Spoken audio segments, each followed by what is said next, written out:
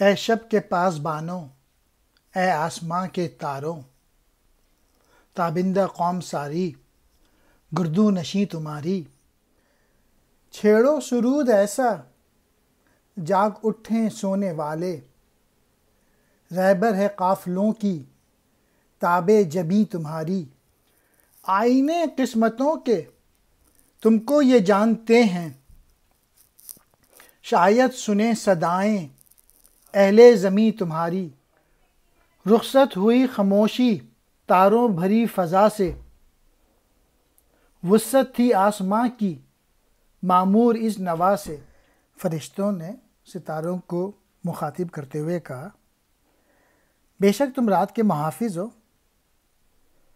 اور تمہاری چمکنے والی قوم آسمان پر رہتی ہے۔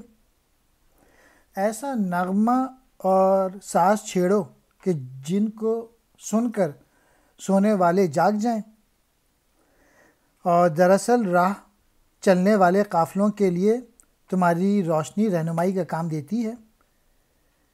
یہ قافلے والے تمہیں اپنا جو ہے وہ مقدر کا آئینہ تصور کرتے ہیں۔